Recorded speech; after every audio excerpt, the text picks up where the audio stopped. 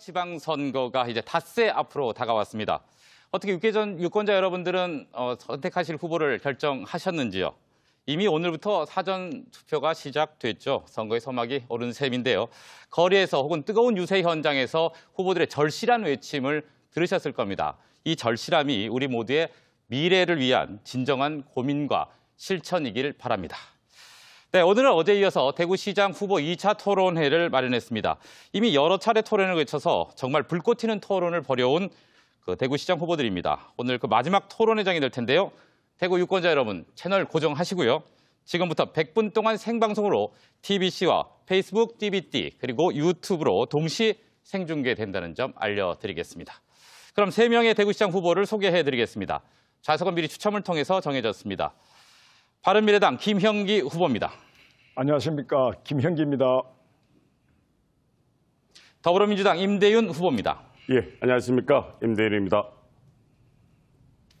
자유한국당 권영진 후보입니다. 네, 안녕하십니까. 권영진입니다. 자, 그럼 본격적인 토론을 시작하도록 하겠습니다. 그동안 대구시 곳곳을 누비면서 많은 유권자들을 만나시느라 힘드셨을 텐데 오늘 모두 발언은 그동안 만난 유권자들 가운데서 가장 기억에 남는 유권자에게 1분 동안 영상 편지를 쓰는 시간입니다. 편지를 쓰시는 겁니다. 발언 순서는 시계 방향 순이고요. 제한 시간은 어쩔 수 없이 1분으로 제한하겠습니다. 발언 종료 시간 10초 전에 벨이 한 번 울리고, 네, 발언 종료 시간이 되면 2번 울리고 마이크가 꺼집니다. 자, 세 후보 모두 편안한 마음으로 시작해 보도록 하겠습니다. 먼저 김형기 후보부터 시작해 주십시오.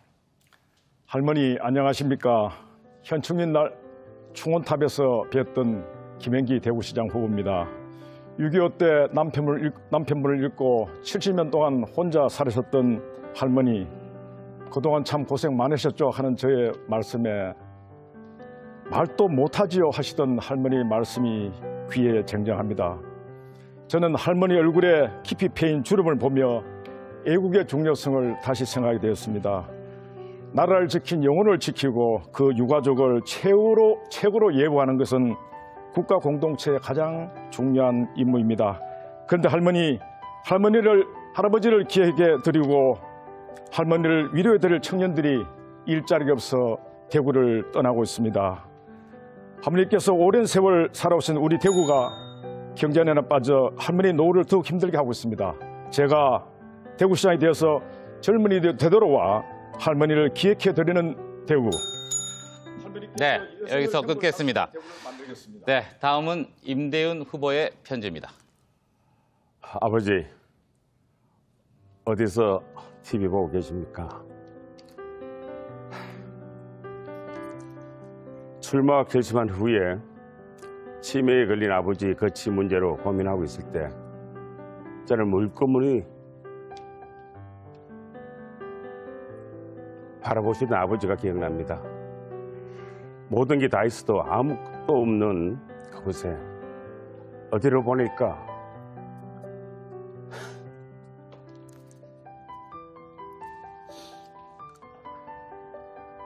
그런데 그 다음날 사고로 집에서 넘어져서 대퇴부 골절로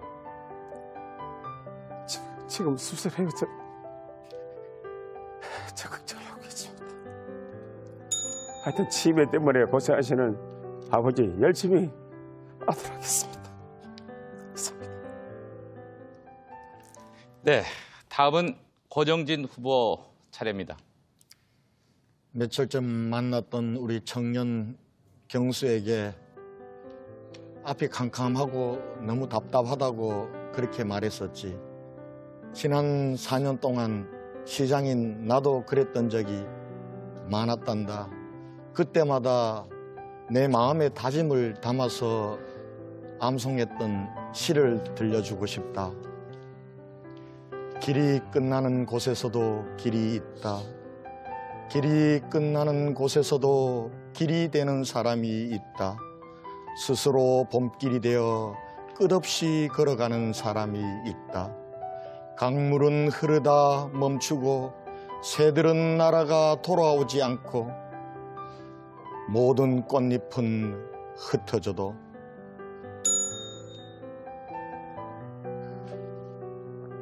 사랑이 끝나는 곳에서도 사랑으로 남아있는 사람이 있다.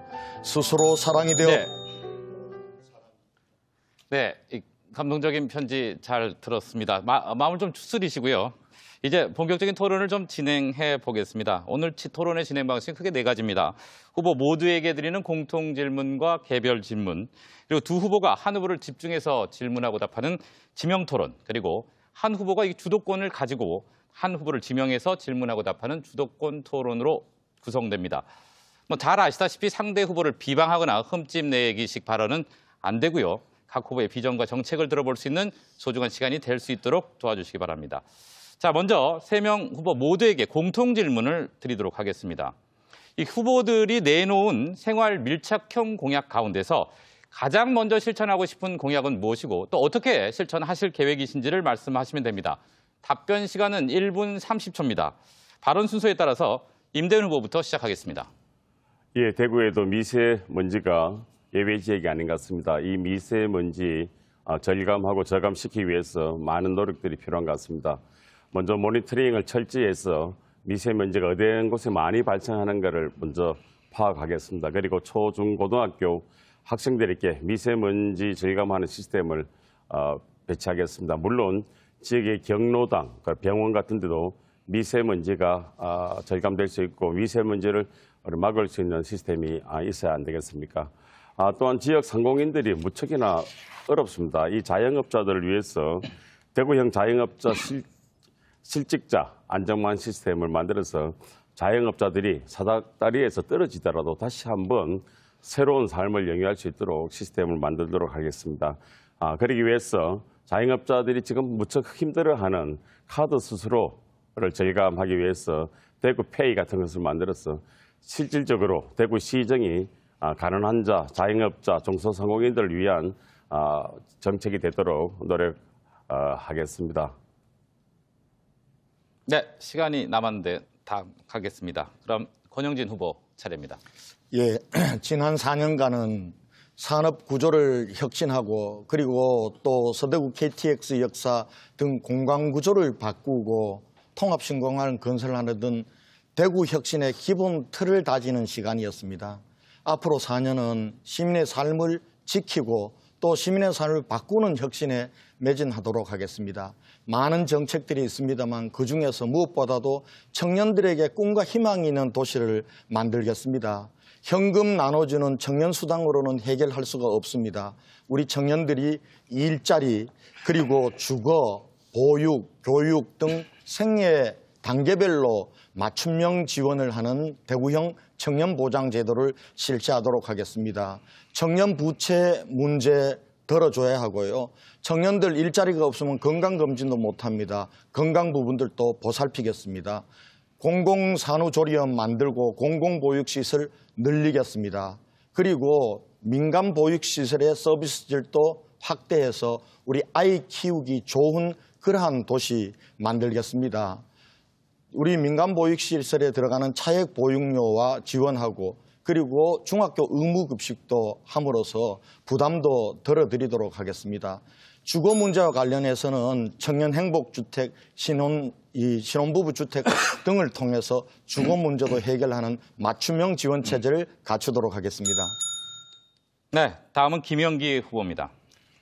지금 대구 경제 어렵습니다. 특히 대구 서민들 먹고 살기 힘듭니다. 그래서 저는 무엇보다 민생 경제를 안정시키는 그런 정책부터 실시하겠습니다.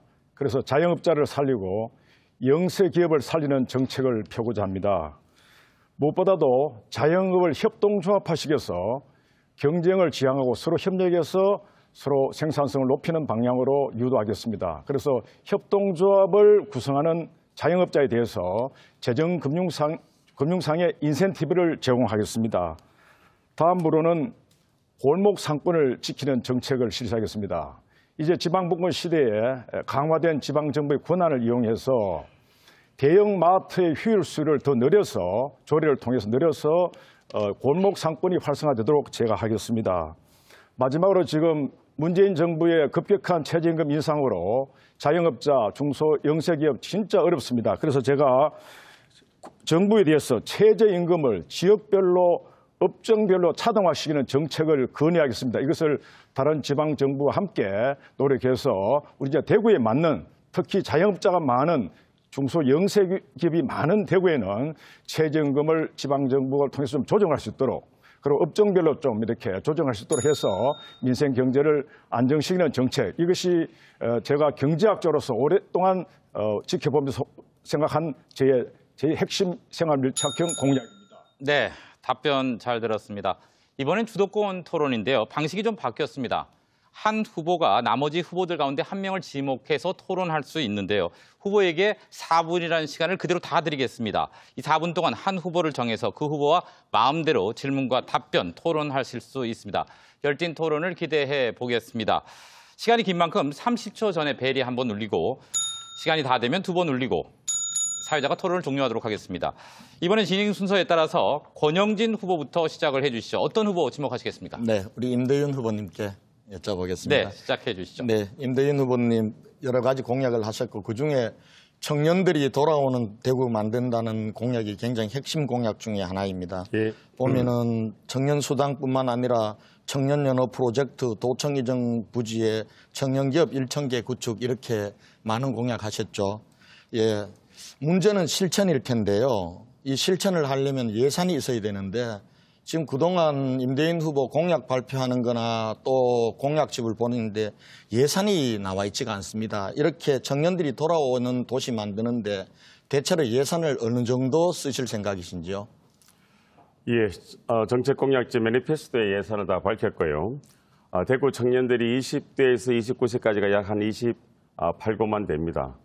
그들에게 저희도 최소한 최저임금 아래의 청년 임금에 대해서는 대구시 정부에서 좀 근로 청소년, 노동하는 청년들에게는 임금 보존을 좀 해야 되지 않느냐. 최소한의 대구 시민으로서 누릴 수 있는 대구 복지 시스템의 미니멈까지는 보장해야 되지 않느냐는 겁니다. 무엇보다도 청년 일자리가 없어서 떠나게 만든 시장입니다. 1년에 7천 내지 8천 명의 청년이 떠났습니다. 그리고 실질적으로 건시장 이런 질문할 자격이 없는 것이 그럼 일자리 제가 50만 개를 다음에 만들겠다 해놓고 일자리가 배로 줄어버렸어요. 예, 잠시만요. 주도권을 갖고 계십니다. 일자리 지금 대구 제가 재임 기간 동안 제가 취임할 때는 청년들이 10,000명씩 떠났습니다. 완전히 유치를 막지는 못했지만은 한 5,000명 수준까지는 막았습니다. 그리고 작년 재작년에 우리가 대구시가 일자리 최우수 상을 탔습니다. 2018년 3월 달에 문재인 정부에서도 대구 일자리 정책에 대해서 최우수상을 줬습니다. 물론 일자리 만들고 청년 유치를 막는 거 하루 이틀 사이에 일어난 일이 아니잖아요. 예. 이걸 저더러 다 4년 만에 해결하라고 얘기하는 건 좀 가혹한데요. 앞으로 이 문제 해결하겠습니다. 그런데 청년 문제 해결하는데 지난번에 1,000억 정도 청년수당 조금 전에 드신다 그랬죠. 그렇죠. 예. 그런데 지금 임대인 후보가 선관위에 제출한 공약집을 보면은 청년 문제 해결하는데 이런 공약들 전부 이행하는데 1,000억 든다고 냈어요. 이거 어떻게 된 겁니까? 그러니까 이 공약을 제출하실 때 공약들이 많아요. 한 10가지 공약을 하는데 2018년부터 2022년까지 1,000억 원을 쓴다고 했거든요. 이거 가지고 되겠습니까? 이건 청년 우롱하는 거 아닙니까? 최근에도 일자리 안정자금을 국비에서 대구시에 2,536억 정도가 내려왔어요. 자, 그리고 일자리 안정자금이 내려왔는데 잠깐만요. 이 1,000억으로 이 공약을 이행하실 수 있습니까? 이건 지금 임대인 후보께서 선관위에 공식적으로 내신 거예요. 보세요. 맞죠, 이거? 예. 1,000억 가지고 되겠냐는 거예요. 연간 1,000억이면 충분히 만들어낼 수가 있습니다. 청년들에게 그러한 정책을 펴는 마인드가 중요한 거죠. 잠깐만요. 주도권은 제가 있으니까요. 임대인 후보는 이 공약할 때 정말 예산이 얼마 드는지를 계산 안 해보신 거예요. 아니면 이 공약을 자기가 안 만들었든지. 임대인 후보는 청년 수당에 1년에 1,000억 든다 그랬어요. 말씀하셨잖아요. 근데 나머지 금은 도청 부지에 청년 타운 조성하는 거라든지 대학생 학자금 대출하는 거라든지 이런 부분들은 예산 하나도 안 드는 거예요. 자, 그것은 다른 예산으로 해야 되는 거죠. 도청에 지금 건물 짓고 청년 일자리 타운 그러면은 이걸 청년 예산에 건설 비용에서 하는 거지 청년들에게 수당으로 주는 청년 기금이 아니죠. 임 그건 건물 후보님, 짓는 임 기금이죠. 후보님 지금 여기에 청년 공약으로 쭉 그 공약은 다른 예산에서 써야 되는 거죠. 건물 짓고 빌딩 짓는 공약을 왜 청년 기금에서 아니 좀 포함시킵니까? 미처 세세히 살펴보지 못했다 앞으로 하겠다 이렇게 답하세요. 아니요. 네, 아니- 여기까지 하겠습니다. 다음은 김영기 후보 순서인데요. 주도권 토론은 주도권을 가지고 하시는 겁니다. 그러니까 말씀 좀 따라 주시면 좋겠습니다. 김영기 후보 순서입니다. 예, 권영진 후보께 질문드립니다. 우선 권영진 후보는 소신 있는 정치인이라 생각하시는지요? 정치 문제에 관해서. 저는 그동안 소신을 지키려고 애쓰면서 정치해 왔습니다. 예, 물론 예, 저도 부족한 점이 많은 사람입니다. 예, 그렇다면 제가 질문드리겠습니다. 네. 지방분권 개헌에 관해서 과연 권영진 후보가 그동안 소신 있는 행동을 하셨는지에 대해서 제가 질문드립니다. 네. 저는 오랫동안 지방분권 운동을 하면서 이제 이번 6.13 지방선거에 이 지방분권 개헌을 해야 지방이 살아나고 나라가 산다는 주장을 해왔고 사실 권영진 후보도 대구시장으로서 그런 견해에 동조해온 것이 사실입니다. 네. 그런데 제가 보기에는 홍준표 자유한국당 대표가 지방선거 때 개헌 투표 하지 않겠다 하면서부터 이 개헌이 물 건너가게 됐다고 저는 생각하는데 여기에 관해서 예스와 노로 좀 말씀해 주십시오. 저는 줄기차게 개헌 투표, 개헌해야 된다라고 얘기를 했고 그리고 한번 쭉 기록해 보시고 홍준표 대표한테 저는 홍준표 불복한 적이 대표에게 없습니다. 그 책임이 있다고 보시는지 아닌지 그걸 좀 무슨 네? 말? 좌절 책임이 지방분권 개헌 좌절 책임이 홍준표 대표 개헌 좌절 책임은요. 여당, 야당 모두에게 있습니다. 저는 가능하면은 지방선거 때 하는 게 좋다고 생각했습니다. 예, 그러나 알겠습니다. 여당이 야당을 설득하고 가했어야죠. 그러면 알겠습니다. 저는 예, 그렇습니다. 개헌의 내용 부분들은 합의를 근데, 하면 예, 하여튼 개헌 시기는 10월 달쯤 예, 하자는 알겠습니다. 야당의 주도권 들어주는 게 따라주시죠. 예. 예, 그 홍준표 대표가 6.13 지방선거 때 개헌 안 하겠다 하면서부터 이 개헌론이 이제 물 건너가게 된다는 것을 인정을 안 하고 계신 것 같은데 좀 유감입니다.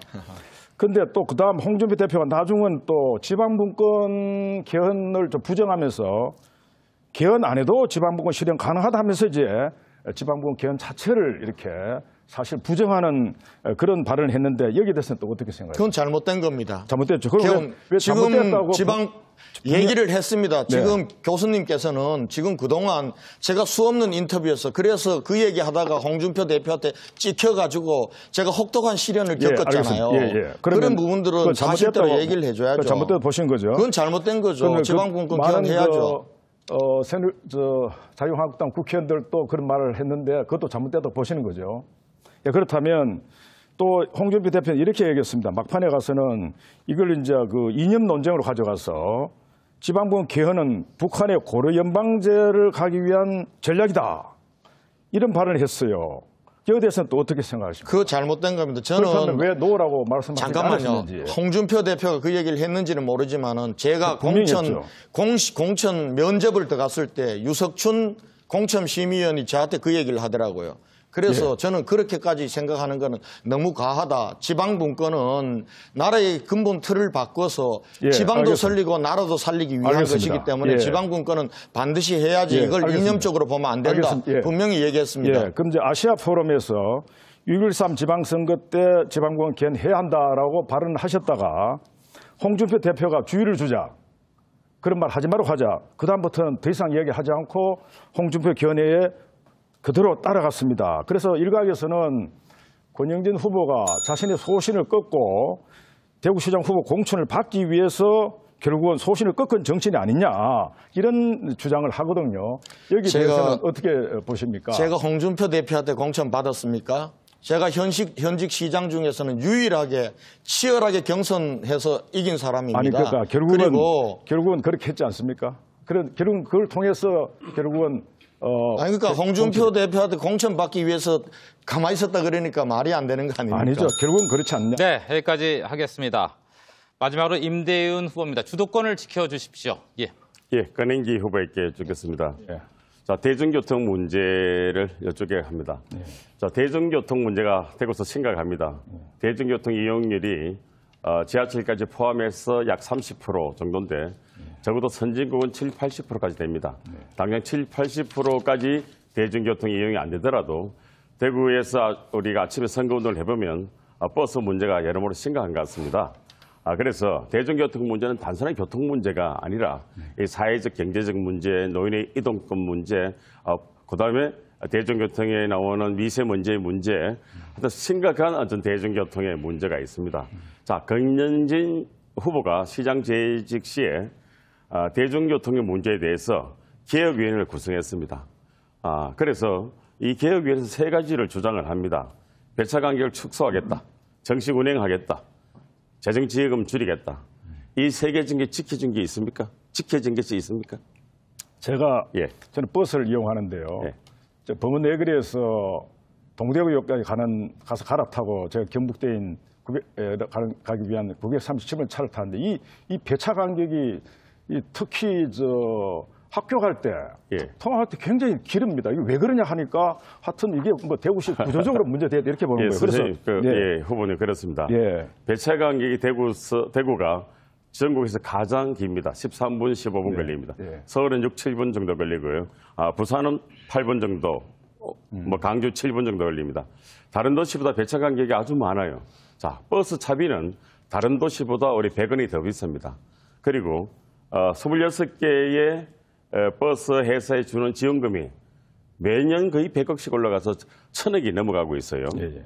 이 대중교통 시스템 속에서 이렇게 중공영제가 12년째 되고 있는데 이 공영제로 전환시키는 방안이 없는지, 그 방안의 하나가 26개 회사를 어떻게 통폐합해서 1차적으로 6개 회사로 줄이고 그 다음에는 대구시와 교통공사를 만들어서 지하철과 연계한 대구 시민의 진정한 발휘되는 그런 문제. 그것이 결국은 경유가스에서 나오는 대구시 공기의 질의 문제도 영향이 있다고 생각합니다. 네. 공영제로 전환하는 문제에 있어서 말씀해 주시기 바랍니다. 저는 원칙적으로 대중교통 완전 공영제를 해야 됩니다. 정말 중요한 문제입니다. 그런데 사실 우리 권영주 후보 말씀이 나왔습니다만은 권 후보가 우리 권 후보가 어떤 대구 시정을 맡던 4년 동안 이 교통복지 지수가 더 지금 악화되었습니다. 복지 지수가 악화되는데 방금 이제 말씀하신 그거와 또 관련되는데요. 지금 2014년에 그 교통복지 지수가 5위였는데 2016년 꼴찌를 기록하고 있습니다. 이렇게 해서 과연 이게 지금 제대로 된 교통을 하고 있느냐 하는 생각을 하고 있고요. 예, 후보님. 자, 그래서 대구의 버스 중앙 차로제가 한 300m밖에 없어요. 적어도 6차선 내지 8차선 이상의 도로에서부터 버스 중앙 차로제 선택에 대해서 어떻게 생각하십니까? 저는 제 핵심 공약 중에 하나가 달구벌 대로 영남대에서 계명대까지를 버스 중앙 차로제를 도입하겠다는 공약을 해놨습니다. 이 굉장히 중요합니다. 이 외에도 그렇습니다. 대구의 대중교통 시스템이 엉망입니다. 아침에 나가 보십시오. 버스가 빈 차로 다닙니다. 출근 시간에. 그 빈 차의 빈 좌석은 다 대구 시민의 세금이 앉아서 가고 있습니다. 버스 준공영제 개혁해야 되고 노선 개혁해야 됩니다. 대구시 교통 시스템 체제를 전반적으로 개혁할 필요성을 저는 느끼고 있습니다. 어떻습니까? 저도 그렇습니다.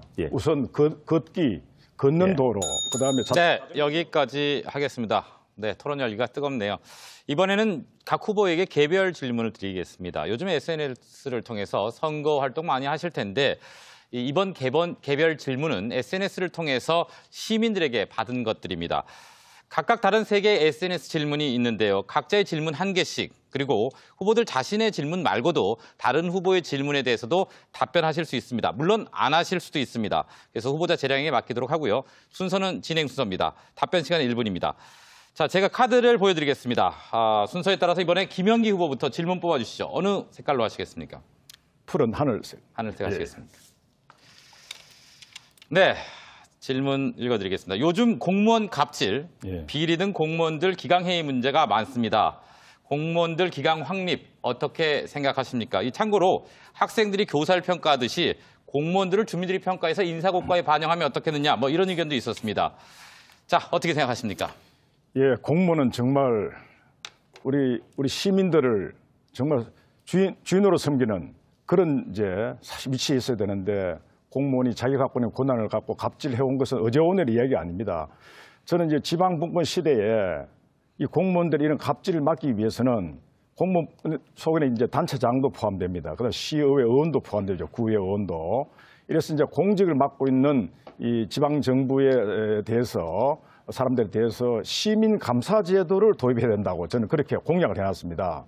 이 시민 감사 제도는 지방 분권 시대에 필수적인 겁니다. 그래서 이 공무원들이 하는 여러 가지 행위에 대해서 각계각층 시민이 직접 감사를 해서 시정할 수 있는 권한을 부여하는 것이 공무원 갑질을 막는 저는 핵심 정책이다 이렇게 보고 있습니다. 네, 이 질문에 대해서 답변하실 수 있습니다. 임대은 예. 후보 순서입니다. 사실 우리 대구시 공무원들이 열심히 일을 합니다. 자, 그런데 공무원 부패 지수가 최근에 대구시 경상북도가 꼴찌고 대구시가 꼴찌에서 2등했어요. 자, 이게 심각하지 않습니까? 왜 대구시 공무원들이 부패 지수가 전국에서 꼴찌에서 2등일까? 기본적으로 대구시정의 내부 질서가 무너지는 거 아니냐. 그래서 보니까 인사에 대한 불만이 되게 많아요. 그리고 정상적인 직책에 있는 분이 정상적인 권위를 갖고 일을 해야 됨에도 불구하고 대구시에 뭐 수석 부시장 제도가 없는데 모 시가 수석 부시장이다. 자, 국장들이 모든 것을 그 부분과 상의해야 된다. 뭐 이런 인사 시스템의 불신부터 대구시 공무원의 여러 가지 부패 질서가 올라갔다고 생각합니다. 이런 내부 질서를 완벽하게 갖추는 것이 공무원들의 네. 부패를 막는 것입니다. 다음 권영진 후보 답변하시겠습니까? 패스하시겠습니까? 네, 잠깐 해야 되겠네요. 예. 뭐 지금 현직 시장에 대해서 그렇게 평가하고 하는 건 뭐 이해합니다. 그러나 임대인 후보님도 공무원 동구청장 2번이나 하셨던 분이 우리 공무원들 사이에 대해서 너무 그렇게 각박하게는 하지 마십시오. 나름대로는 다들 열심히 하고 있는데 부족한 건 틀림없습니다. 제가 취임한 이후에 우리 공기업에 사실은 법상으로 하지도 할 필요가 없는 인사청문회 제도를 도입을 했습니다. 시의회하고 협약을 맺어서. 그리고 앞으로 공무원들 사이에 대해서는 시민적인 감시와 투명성을 높이는 체제는 제가 해보니까 필요하다고 생각합니다. 시장인 제가 많이 살펴서 이렇게 한다고는 하지만은 시민적 감시 틀 속에 놓는 것이 더 공직사회를 투명하게 하는 데 도움이 된다. 이렇게 해서 저도 이번에 김영지 후보님과 마찬가지로 시민감사제 도입을 공약을 했습니다. 네. 다음은 임대은 후보가 선택하실 차례입니다. 어떤 색깔 하시겠습니까? 붉은색 하겠습니다. 네. 시장이 가져야 할 예. 가장 중요한 덕목은 무엇이라고 생각하십니까? 기본적으로 소통 영역이 있어야 되고요. 무엇보다도 시민에 대해서 겸손한 자세가 필요한 것 같습니다. 많은 말씀을 듣고 여러 재단체의 이익단체들이 많습니다. 그분들이 얘기를 충분히 듣고 소통하고 물론 그분들의 요구대로 모든 정책을 만들 수는 없습니다. 또 시 재정 때문에 모든 것을 한몫에 해줄 수는 없습니다. 제가 시장이 된다 하더라도 저는 도깨비 방망이를 갖고 있지 않습니다. 한몫에 모든 것을 해결할 수는 없습니다만은 그 해결의 어려움과 과정 하나하나를 시민과 함께 설명해야 됩니다. 소통의 리더십이 대구에서 필요한 것 같습니다. 예. 네, 답변 시간 남았는데요. 다음 그럼 권영진 후보 답변하시겠습니까? 네. 우선은 대구가 지금 어렵습니다. 도시를 장기적으로 늘어가는 비전과 해안이 있어야 된다고 생각합니다. 그리고 그 비전과 해안이 있더라도 추진력이 없으면은 그걸 능히 완성을 할 수가 없습니다. 저는 추진력이 있어야 된다고 생각하고요. 그러나 이 추진력은 과거처럼 혼자 고집불통으로 밀어붙이는 게 아니라 서로 소통하고 설득하고 이런 추진력이 있어야 된다 이렇게 생각하고요. 그리고 저는 정치를 하면서 사실은 저희들 표를 먹고 사는 사람들입니다. 그러나 선거 때 되면은 지킬 수 있든 없든 모든 것 오면은 사인해주고 그리고 나서는 선거 끝나고 나서는 지키지 않고 저는 이것이 우리 국민들로 하여금 정치 불신의 원인이었다고 생각합니다. 그래서 오히려 안 되는 부분들은 자기가 표에 좀 손해를 보더라도 시민들에게 이런 부분들은 이렇게 안 됩니다라고 얘기할 수 있는 그런 이 덕목이랄까 이것도 굉장히 중요한 덕목이라고 생각합니다. 네, 김영기 후보 답변하시겠습니까? 패스하시겠습니까? 예, 지금 대구가 장기 침체에 있고 사회가 활력을 잃고 있기 때문에 지금 이 순간 대구시장에게 요구되는 가장 중요한 리더십 덕목은 저는 확실한 혁신 리더가 되어야 된다고 생각합니다. 늘 해오던 대로 적당히 해서는 안 됩니다. 이 혁신을 하려면 상상력이 필요합니다. 그리고 과감하게 창조적 파괴를 하는 그런 결단도 필요하죠. 이런 리더십이 지금 대구시장에게 요구되고 있는 겁니다. 아울러서 지금 사회가 민주화되고 다양화되고 있기 때문에 이 다양한 가치 또 다양한 이해를 가진 집단들을 어떻게 잘 이렇게 오케스트라의 지휘자처럼 잘 조정해내느냐, 이 조정자 역할이 매우 중요하죠. 자기 일방적으로 끌고 가면 안 됩니다. 이 권영진 후보가 공항 문제에 관해서 시민 다수가 지금 반대하는데도 통합신공항을 막 단체도 만들어가지고 뭐 의용단체의 이야기도 나오는데 그냥 밀고 나오고 있죠. 이런 리더십은 지난 과거의 리더십이고 정말 시민에게 물어보고 시민에게 소통하는 그런 자세의 리더십이 저는 정말 필요한 시점이라고 생각합니다. 네, 다음은 권영진 후보 순서인데 카드가 한 장 남았습니다. 질문 네. 드리겠습니다. 후보님은 다른 후보들과 어떻게 차별화된 후보라고 생각하십니까가 질문입니다. 네.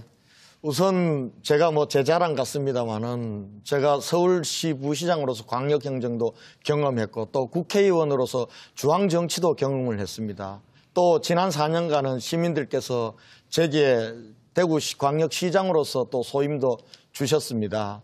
그렇기 때문에 누구보다도 광역행정에 대해서는 잘 알고 중앙정치권과 소통도 되는 그런 이 장점이 있다고 생각합니다. 두 분도 훌륭하시지만은 두 분은 광역행정을 다루기에는 아직 준비가 좀 덜 돼 있지 않냐. 우리 김영기 교수님은 경제학자 교수로서는 훌륭하시지만은 사실은 너무 갑자기 나오셔서 아직도 제가 듣기로는 강의하고 계시다고 들었는데 그렇게 해서 대구를 이끌 것 같지 않고요. 그다음에 임대인 후보님은 한나라당으로 동구청장 2번 했던 그 경험 아니겠습니까? 그 구청장 경험을 가지고는 광역시장 하기에는 조금은 부족하지 않나 저는 그렇게 생각합니다. 죄송합니다. 네. 네. 다음 김영기 후보가 이 질문에 답을 하시겠습니까? 패스하시겠습니까? 하겠습니다. 네. 저 강의 다 마쳤습니다. 네. 저는 37년간 경북대에서 강의하면서 연구하면서 그냥 연구실에만 있은 사람이 아닙니다. 대구 경제와 한국 경제를 치밀하게 연구해 왔고 또 지방 분권운동을 해온 현장 경제 전문가입니다. 그래서 저는 다른 두 후보와 달리 그냥 직업 정치인이 아니다고요. 정말 우리 경세 재민하려고 하는 이런 자세로 실사구시하는 자세로 연구해 왔기 때문에 이것이 제가 다른 후보가 좀 차별화될 수 있지 않을까 하는 생각이 들고요. 동시에 저는 37년간 대구에 있으면서 정말 대구에 밀착해 있으면서 대구 시민들과 대화하고 함께 아파하고 뒹굴어 왔다고요.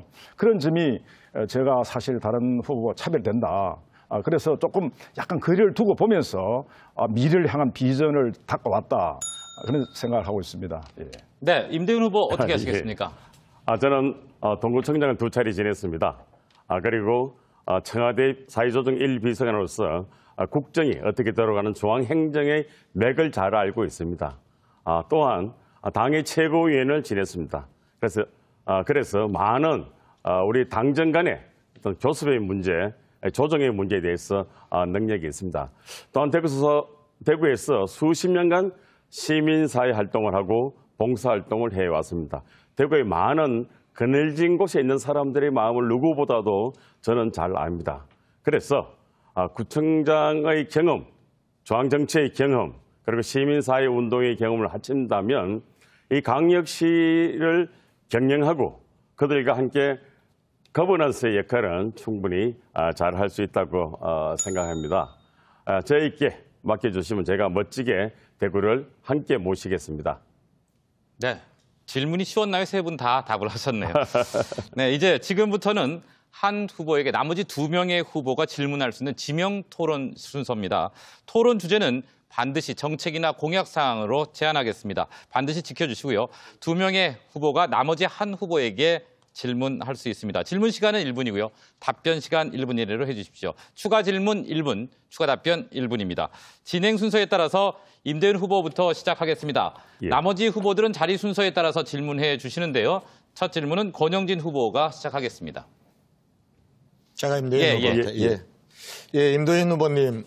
지금 공항 이전이 가장 큰 공약입니다. 그렇죠. 그죠? 예. 공항만 옮기고 민간공항 두고 여기서 에어시티 만들자는 건데요.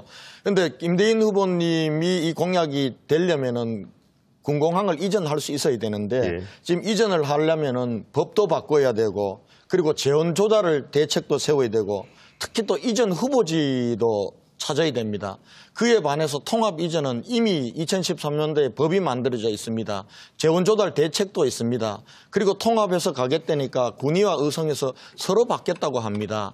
그런데 지금 이렇게 해서 진도가 많이 나온 걸 여기서 중단하고 임대인 후보님처럼 하게 되면은 정말 보낼 데가 없어가지고 이 대구가 계속해서 낙후되고 정체되는 이걸 계속 이어가야 될 것 같은데 법 개정 자신 있습니까? 아니면 예산은 어떻게 하실 겁니까?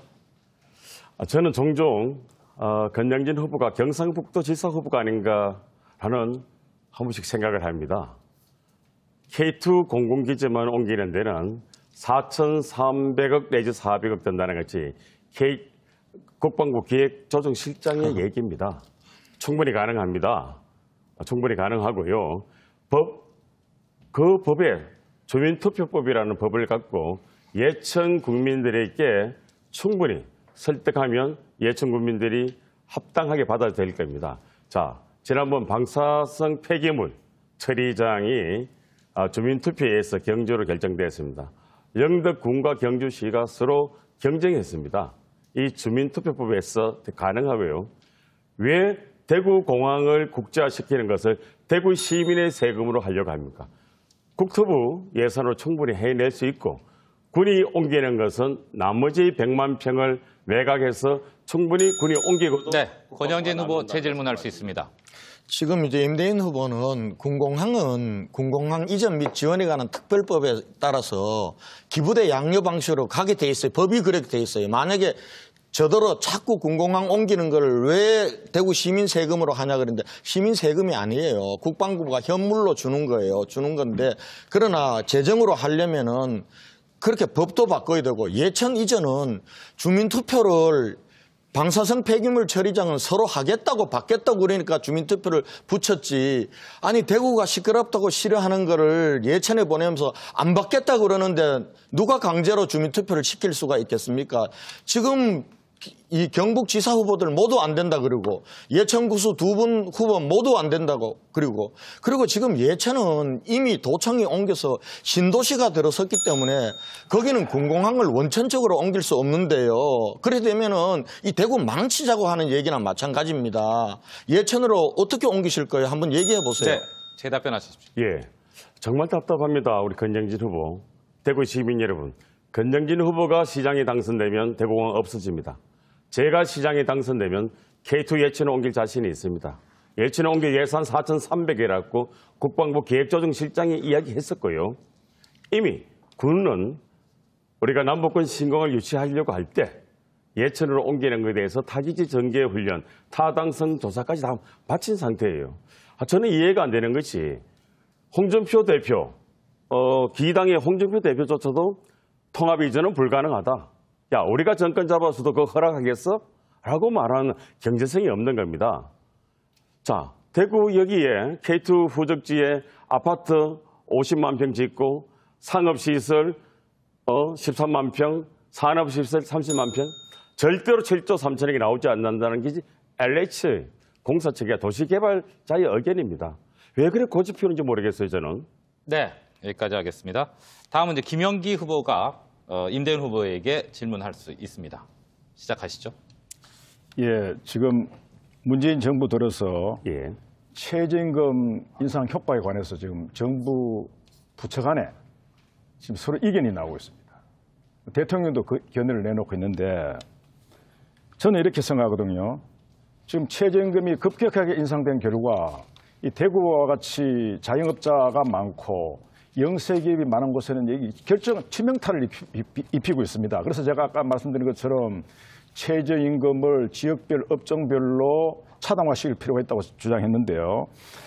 지금 김동연 부총리는 이대로 가면 최저임금 1만 원 선에 대보면 34만 개 일자리 줄여든다고 주장하고 있고 노동부 장관은 소득 불평등이 개선된다는 이야기만 하고 있습니다. 대통령은 노동부 장관 이제 좀 편을 두고 있거든요. 여기 대해서 우리 권 후보, 우리 임대현 후보가 이 대구시장이 됐을 때 어떤 입장을 취해야 될지 한번 말씀해 주십시오. 예, 사실 지금 기업은 예를 들어서 수십조 원의 기업 잉여금을 갖고 있습니다. 그런데 정말 우리 서민들은 많이 어렵습니다. 현실에 나가서 우리가 많은 유권자를 만나보면 정말 못 살겠다, 한번 바꿔보자 라고 얘기합니다. 자, 그래서 최저임금 문제를 갖고 정말 가난하게 어렵게 사는 분들 기분 상하게 하시면 되지 않을 것 같아요.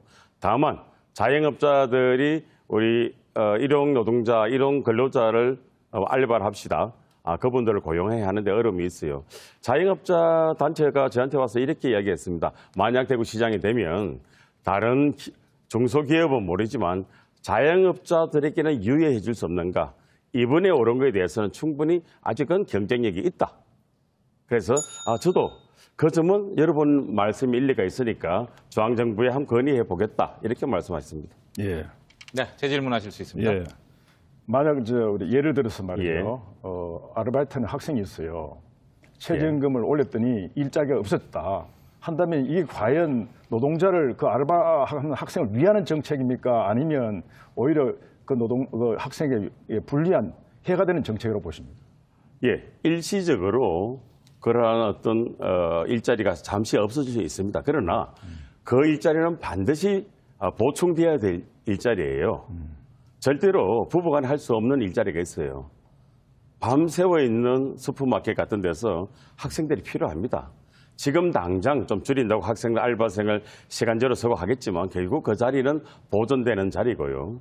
적어도 최저임금제 이 수준은 유지돼야 됩니다. 이거마저 너무 가혹하게 말씀하시는 것은 우리 평소 형님, 경제학자 형님의 모습이 아닌 것 같아요. 제가 보기에. 제가 경제학기 때문에 그런 말씀 드린 거예요. 정말. 자, 임대은 후보의 재답변 시간입니다. 시간이 남았는데 다 하셨나요?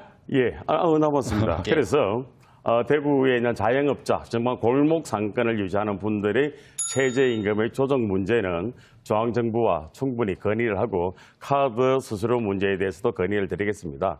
그러나 다른 중소기업의 예, 이제 권영진 후보의 지명 토론 순서입니다. 질문은 김영기 후보가 먼저 시작하십니다.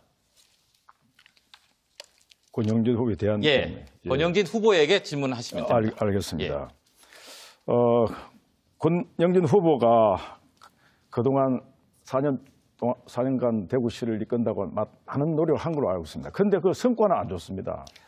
경제학적인 제가 볼 때 우선 1인당 지역 총생산이 계속 꼴찌를 계속하고 있고요. 이거 좀 벗어나게 해야 되는데 못하셨고, 청년 실업률이 권 후보 그 시장 됐을 때 11% 되다가 올해 1, 4분기에 14%대로 뛰었고, 이게 대도시 중에서 제일 높다고 말이죠.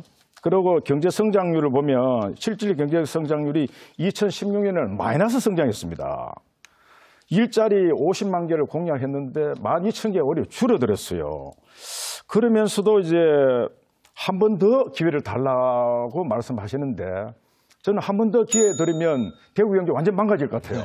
그래서 이 시점에서 정말 과연 어떤 정책을 실시하고 하시는지 좀 질문드리고 싶습니다. 1인당 GRDP 꼴찌는 제가 물려받을 때 20년째 꼴찌 아니었습니까? 교수님도 대구 지역사회에서 정말 혜택받은 그런 경북대학 교수로 있으시면서 20년 동안 이렇게 GRDP 꼴찌 하는다고 뭐 하셨어요? 그걸 저한테 4년밖에 안 한 저한테 자꾸 책임을 전가하시면 그거는 그렇게 되면은 대구 못 바꿨습니다. 제가 들어와서 그래도 지금 그동안 대기업 하나 없던 도시였잖아요. 그런데 현대로보틱스나 롯데케미칼 같은 작년부터는 대구에 대기업이 오고 있습니다. 전기자동차는 완전히 선도도시로 나가고 있습니다. 의료산업은 지금 해마다 의료관광객이 2만 명씩 넘어서고 있습니다. 수도권을 빼고는 독보적인 전국 1위입니다. 완전히 우리가 앞으로 해야 될 일도 많지만은 변하고 있고 희망이 보입니다. 그래서 제가 4년 더 하면은 방금 말씀하셨듯이 청년 떠나는 거 저는 2020년이면은 청년 주체를 제로 만들 수 있습니다. 네, 김영기 후보 재질문할 수 있습니다. 제가 뭐 권영진 후보에게 책임을 전가하는 것이 아니라 행정 책임자로서 이 지역의 수장으로서 책임이 있다는 겁니다. 그리고 저도 나름대로 교수로서 계속 주장했어요. 그런데 안 바뀌어져요. 그것이 바로 제가 대구시장에 뛰어든 이유입니다. 이 기득권 세력들이 때문에 안 되겠다. 이 자유한국당이 계속되면 안 되겠다는 생각에서 제가 바로 이 때문에 나오게 된 겁니다. 그래서 저는 이런 생각입니다. 지금 이 권영진 후보가 청년 실업률이라든가 실업률을 이렇게 줄일 수 있는 획기적인 정책 공약은 지금 없어요. 제가 검토해 보니까 그냥 기업이 오니까 할 수 있다 이런 건데 저는 이제 제일 그 중요한 중 하나가 이 혁신도시에 온 공공기관 제가 지방 분권 운동을 하면서 정말 어렵게 이렇게 성사시킨 11개 공공기관 이 공공기관이 지금 알짜 일자리인데 이 공공기관과 대구시가 이걸 활용해서 대구 경제를 발전시킬 비전이 지금 없습니다. 그 점에 대해서 질문드립니다.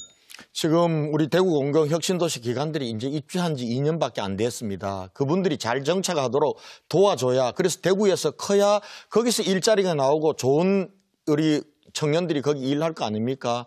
그런 면에서 너무 성급하게 재촉할 건 저는 아니라고 보고요.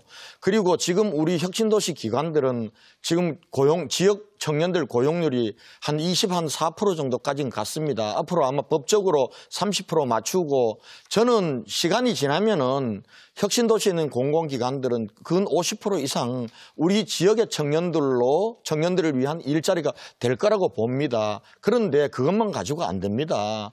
우리가 지역에 좋은 산업 구조를 혁신하고 그리고 좋은 기업들을 유치하고 안에 있는 기업들을 4차 산업혁명 시대에 맞게 키우지 않고 방법이 있습니까? 청년 일자리 만드는. 지금 돈 주고 청년 일자리 만들고 공공기관에서 일자리 늘리고 이걸로 해결 안 되는 거 교수님도 잘 아시잖아요. 네, 여기까지 하겠습니다. 다음은 임대은 후보가 권영진 후보에게 질문하시면 됩니다. 예.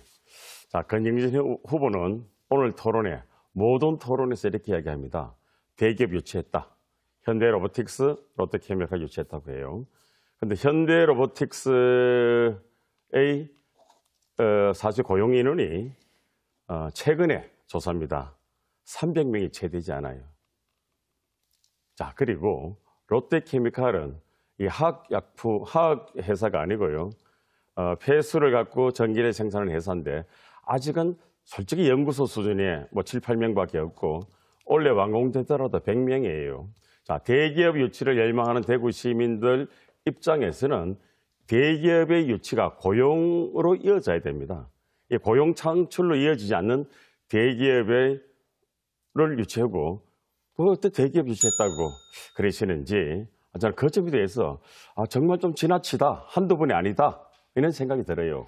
우리 지역에 기업이 오기 시작했던 것 1996년도 제일모직 문 닫고 떠나가고 삼성 3년차가 2000년도 떠나간 이후에 대구에 기업이 변변한 기업이 온 적이 있습니까?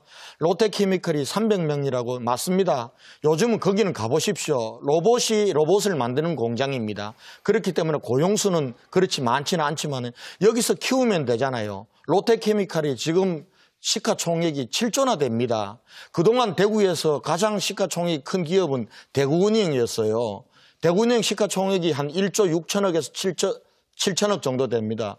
대구은행보다 무려 4배가 주식 가치가 큰 그런 기업이 대구에 본사를 완전히 온 거예요. 온 거면은 아무리 현직 시장이 한 일이라도 그거는 잘했다. 우리가 여기서 키워서 세계 지금 7위인데 5위, 3위, 1위로 가서 일자리도 만들고 로봇 산업 메카로 만드는데 힘을 합치자고 해야지 그걸 폄하하면 그럼 나중에 문 닫게 만들 겁니까? 그 기업을?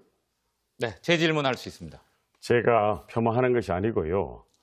권 후보님, 시민들에게 정확히 말씀해야 돼요. 롯데케미칼, 현대로보틱스 유치해서 대구 경제를 완전히 살릴 듯이 말씀하는데 지주회사니까 현대로보틱스가 매출은 좀 있어요.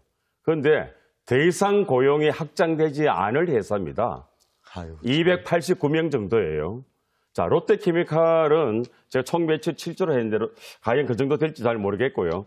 화학 제품을 생산하면 그 고용 창출이 됩니다만은 폐수 전기 처리하는 어제 제가 롯데케미칼 관계자를 만났습니다. 아무리 고용을 해도 100명 이상 늘지 않는 회사랍니다. 그리고 전기 자동차를 말씀하시는데 현대에서 1톤짜리 트럭 갖고 와서 그것을 엔진만 바꿔서 대구에서 생산했다. 이것도 좀 과장됐다는 생각이 듭니다, 저는. 아이고 참. 네, 그렇게 대답변하십시오. 그렇게 생각하면 대구를 산업 구조를 못 바꿔요. 지금 현대 로보틱스는 지금이 현재 300명이죠. 그런데 대기업 본사가 오니까 알짜 계열 회사들이 5개가 따라와서 거기 지금 공장을 짓고 있어요. 그리고 여기서 우리가 키워야죠. 얼마 전에 독일의 산업용 로봇 기업이 1위가 쿠카입니다. 쿠카하고 현대로보틱스가 대구에 오면서 협약을 맺어서 3,000대를 또 증산해서 생산하기로 했어요. 롯데케미칼 대한민국 최고의 바이오 화학 기업이에요. 그거는 수처리 멤브레인을 만드는 겁니다. 물산업 중에서도 아주 수준 높은 고급 기술을 가지고 있는 거예요. 그걸 자꾸 무슨 이상하게 치부하면은 그러면은 임대인 후보는 뭘 가지고 지금 앞으로 항공산업에 어떤 기업을 유치하려고 그래요? 예, 일단 말씀드릴게요. 네. 이제 진행 순서에 따라서 김형기 후보를 지명하겠습니다. 질문은 임대은 후보부터 시작하시면 됩니다. 예, 대구의 자영업자들이 대단히 많습니다. 대구 지역 자영업자 비중이 22.8%입니다. 그런데 이 자영업자들이 이 자영업을 시작할 때 하나밖에 없는 자기들의 부동산을 담보대출을 받아서 자영업을 시작합니다. 그럼 자영업에서 사업이 어려워서 망하게 되면 담보된 부동산 때문에 넘어가기 때문에 가게 전체가 파괴됩니다. 그래서 자영업자 가계대출이 일반 사람들의 가계대출보다 가장 빠르게 급성장하는 도시가 대구입니다. 이 자영업자들에 대해서 31조 3천억 정도가 대구시 자영업자들이 대출한 겁니다. 자, 이 자영업자들 문제를 우리 후보께서 다시 한번 어떻게 이 가계대출의 구렁에서부터 탈피시켜서 발전시킬 수 있는가? 한 대책을 말씀해 주시면 고맙겠습니다. 예, 자영업자들이 이렇게 가계대출을 많이 하고 있으면서도 곧 망하거든요. 예. 경쟁 때문에. 그래서 제가 앞에서 말씀드린 것처럼 자영업을 협동조합하시게 됩니다. 서울대 신림동에 치킨집 있잖아요. 완전히 서로 경쟁하다가 다 망하는 거예요. 그래서 제가 획기적인 공약입니다. 이거 사실 자영업자를 협동조합하시기면 여기에 협동조합하면 예컨대 금융상에 혜택을 준다는 거죠. 저리 금융. 그다음에 대구시가 일정한 기금을 만들어 가지고 어떤 일정 기간 동안 그 자립할 때까지 재정 지원을 할 수 있어요. 그래서 저는 이런 어떤 자영업의 협동조합화가 근본적인 답이라고 생각하고 그다음에 이제 이 자영업 중에서도 어떻든 좀 고부가치 자영업을 해야 됩니다. 외국에는요, 굉장히 부가가치가 높은 자영업이 있거든요. 그러기 위해서는 이 가능성 있는 자영업에 대해서 기술 지원, 마케팅 지원 이런 거 해줘야 됩니다. 제 예. 질문을 하실 수 있습니다. 예. 고부가치 자영업이 어떤 것이 있는지 한국에서는 참 찾기 힘들다는 걸 말씀드리고요. 자영업자의 금융 지원 가운데 제가 공약한 금융주치 제도가 있습니다. 단기 유동성의 위기를 겪는 자영업자들에게 이 창업 단계에서부터 앞으로 대출을 상환해가는 과정, 그리고 이 사업의 성장 가능성의 문제, 그다음에 뭐 협동조합도로 서로 연결성을 강화시키는 문제, 이 여러 가지 문제에 대해서 금융주치 제도를 저는 주장하고 있습니다. 그 점을 하기 위해서는 지역의 금융인 출신들, 그리고 지역의 경제학과, 경영학과 교수 출신들, 사업가들 모두 다가 자영업자들의 회생과 자영업자들의 사업 발전을 위한 제도적 장치가 필요한 것 같아요. 그 점에 대해서 우리 후보님의 의견을 좀 여쭙고 싶습니다. 예, 주치 자문회가 자영업을 죽일 수도 있기 때문에 정말 잘 진단해서 치료할 수 있는 그런 금융주치 제도라면 저는 적극 환영합니다. 예. 끝나셨습니까? 예. 네. 다음은 권영진 후보가 질문하시면 됩니다. 네, 김영희 후보님께 우리 산업구조 혁신에 대해서 한번 여쭤볼게요. 예. 사실은 저희가 90년도까지는 섬유가 괜찮았지 않습니까? 예. 90년도 들어오면서 원단 섬유가 급격히 경쟁력을 잃고 그리고 새로운 산업은 키워놓지 않고 이게 이제 지금까지 우리가 어려움이 지속됩니다. 그래서 제가 취임하면서 어렵더라도 긴 안목으로 미래형 자동차, 전기 자동차를 비롯한 미래형 자동차, 또 물산업, 그리고 로봇 IoT, 의료산업, 에너지 이 부분들에 집중적으로 지금 육성했고 또 그 과정에서 우리가 전기자동차는 지금 1톤 개조차만 만드는 게 아니라 지금 내년도에는 르노와 대동공학과 LG화학 컨소시엄이 1톤 전기자동차 완성사 대구형을 개발하는 시대까지 갑니다. 저는 좀 더디더라도 이렇게 지속적으로 한 10년 가야 대구가 바뀌고 대구가 경제가 살아나고 거기서 일자리가 나온다고 생각하는데 제가 이렇게 가는 방향이 잘못된 겁니까? 그 방향은 잘 되었습니다. 근데 결정적인 이런 이제 공백이 있어요. 산업 구조 혁신의 핵심은 그 새로운 산업에 맞는 인재를 양성해야 됩니다. 권영민 후보의 공약을 제가 꼼꼼히 검토해 보니까 그게 비어 있어요. 그래서 우리가 어떤 산업을 선택하는 게 중요한 게 아니고 우리가 그 산업을 선택했을 때 우리 지역에 그 산업이 오도록 하는 그 핵심은 인재입니다. 그래서 이 인재를 어떻게 제4차 산업혁명 시대에 적합한 인재 양성하느냐에 관해서 제가 이제 공약한 바 제4차 산업혁명위원회를 대구시장 직속으로 설치해서 산학관연이 이렇게 뭉쳐서 인재를 양성하는 그게 핵심이고 제가 몸담고 있는 경북대를 비롯해서 대학이 이제 사실 정말 직접적으로 인재 양성, 산업 인재 양성에 저는 참가해야 된다고 생각합니다. 이 점이 권 후보의 그 공약이 좀 비어 있다는 것이 이제 제 생각입니다. 그 맞습니다. 네. 그동안은 우리가 기업들이 오도록 하기 위해서 네. 우리가 신기술에 대한 테스트베드를 제공해주고 그리고 기업들에게 원스톱 지원을 하고 그리고 그나마 김범일 시장님 시절에 국가산업단지 택포를 500만 편을 새로 조성했고 노사평화도시를 만들고 이렇게 하니까 기업들이 오는 거거든요. 이제부터는 정말 지역의 인재들, 특히 지역의 대학이 지역의 산업을 육성하는 싱크탱크 엔진처럼 가도록 만들어야 됩니다.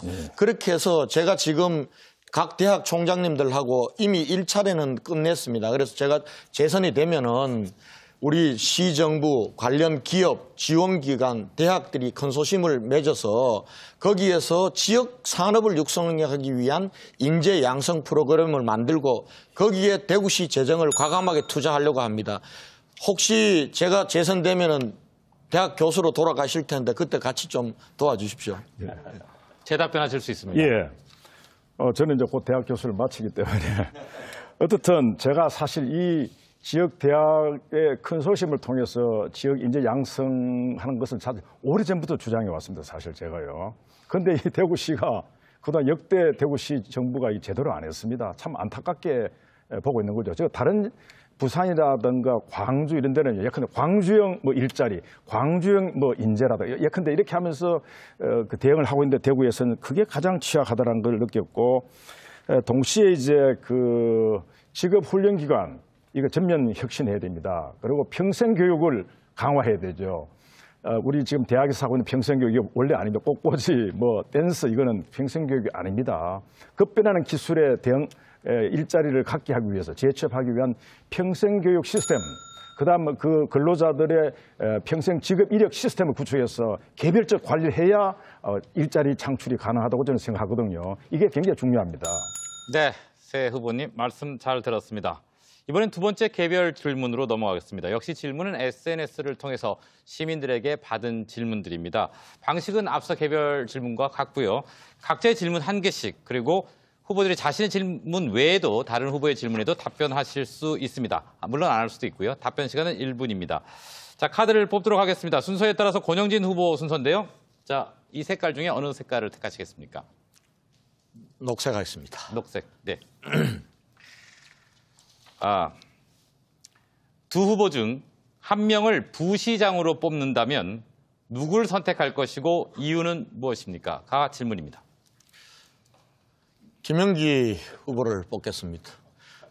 지금 대구가 경제가 가장 중요한데 아마 김영기 후보님께서 대구시청에서 한 6개월이나 1년 정도 일해 보시면은 김영기 후보님의 이론적인 백그라운드가 또 현장에 어느 정도 조응해서 큰 도움이 되지 않을까 싶고요. 행정부시장도 있고 경제부시장도 있는데 행정부시장 쪽은 제가 임대윤 후보를 이렇게 했으면 좋겠습니다. 그러면 아무래도 여당이니까 이렇게 좀 중앙정부 가서 이렇게 잘 소통도 하고 이렇게 되지 않을까 그렇게 해서 제가 이게 지방 분권이 되면 제가 그 마음대로 할 수 있거든요. 이렇게 두 분 다. 아직 지방 분권이 아니라서 경제부시장 하나밖에 없기 때문에 경제부시장 한 분을 하라면은 제가 아무래도 경제가 중요하다 해서 경제부시장은 김영기 후보님이 적합하지 않을까 이렇게 생각합니다. 네, 이거 상당히 까다로운 질문인데요. 김영기 후보 답변하시겠습니까? 예. 저도 저는 이제 우리 권영진 후보를 행정부시장으로 하고 싶습니다. 왜냐하면 사실 행정이 달인이거든요. 그래서 일상적 관리를 해주시면 제가 대구시장이 되면 이제 저희 상상력, 혁신 능력, 또 조정 능력을 갖고 한다면 환상적인 콤비가 되지 않을까 이런 생각합니다. 그래서 권 후보의 잘한 점을 개성하고 또 계속 이어가려면 권 후보가 그대로 행정부시장으로 좀 한번 지위를 낮춰서 해서 그런 어떤 좀 아량도 베풀 수 있지 않을까 하는 생각에서 새로운 모델을 한번 만들어 보고자 합니다. 사실 중앙정부와의 관계 속에서 본다면은 임대현 후보를 행정부시장으로 영입하고 싶어요. 그런데 이 후보보다는 저는 일단 권영진 후보로 생각합니다. 예. 네. 임대훈 후보 답변하시겠습니까? 예. 저는 권영진 후보를 경제부시장으로 네. 모시겠습니다. 경영진 후보가 지금 대구시의 로봇이나 자동차 산업, 물산업 방향은 잘 잡고 계십니다. 그것이 다만 좀 멀리 떨어진 방향성이기 때문에 당장 현재 대구 경제를 극복하기는 어려움이 있습니다만은 다만 전제 조건이 하나 있습니다. 권 후보님, 통합공항을 포기하셔야 됩니다. 예천으로 제가 시장이 되면 저희 뜻에 따라서 예천으로 K2를 이전하고 대구공항을 국제화하겠다는 저희 이 대전제에 좀 동의하신다면 제가 경제부시장으로 우리 권 후보를 모시겠습니다. 권 후보께서 또 거절하실 것 같은데 한번 더 생각해 보시기 바랍니다. 네. 네, 토론이 시작되고 가장 분위기가 좋았던 것 같습니다. 자, 김영기 후보. 예. 네, 둘 중에 어떤 색깔을 하시겠습니까? 저기 네. 약간 분홍. 예, 분홍색입니다. 네. 네, 후보도 꿈이 있던 시절이 있었을 텐데요. 네. 정치인, 이게 대구시장 후보가 아닌 자신의 인생 버킷리스트는 무엇입니까?가 질문입니다. 예. 답변 부탁드립니다. 사실 저는 이제 경세재민의 학문, 경제학을 하고 있습니다. 경세재민이라는 것은 결국은 어렵고 헐벗은 사람들, 어려운 사람들, 경제적 약자들, 사회적 약자들을 구제하기 위한 이제 세상을 경영하는 거죠. 그래서 사실 저는 저의 꿈은 경제학자로서 국가 경영을 하는데 좀 저의 어떤 핵심 역량을 투입하고 싶은 그런 꿈이 있었습니다. 그런데 그 꿈이 이제 사실은 그동안 제대로 실현되지 못했습니다. 그래서 이번에 제가 중앙정부보다는 지방정부에서 제가 지방분권 논자니까 이제 대한민국을 바꾸는 것은 중앙이 아니라 지방에서 시작돼야 된다. 여기서 제가 이 꿈을 제가 그런 경세재민의 꿈을 이번에 제가 교수로서 직을 마치면서 한번 실현해 보고자 합니다. 네, 이 정치인이 아닌 자신의 인생 버킷리스트가 질문입니다. 임대현 예. 후보 답하시겠습니까? 예, 해야죠. 예, 말씀하십시오. 저는 영남대 법학과를 졸업하고 어렵더라던 서울대학교 외교학과 대학원을 졸업했습니다. 사실 미국 유학 가서 정치학 박사를 받고 싶었습니다. 그러나 통일국신원 원고 사건 때문에 피라 사건이죠. 때문에 그 꿈을 쫓고 그냥 서울대에서 정치학 석사 반영으로 끝냈습니다. 또 한 가지 꿈은 사실 구청장을 2차례 하고 대구시장이 되는 게 꿈이었습니다. 이제 그 꿈을 실현하는 단계에 서 있는 것 같습니다. 다른 정치자들은 욕심은 없습니다. 우리 권 후보는 재선되면 다음에 대통령 후보가 가시겠다 하는데 저는 대구시장으로서 대구 시민과 함께 뼈를 묻는 저희 정치적 마지막 종착점, 인생의 종착점을 대구에서 정리하고자 합니다. 하여튼 저희 꿈이 대구광역시장입니다. 네, 대구시장 후보가 아닌 인생의 버킷리스트가 질문입니다. 다시 한번 말씀드리고요. 권영진 후보 순서입니다.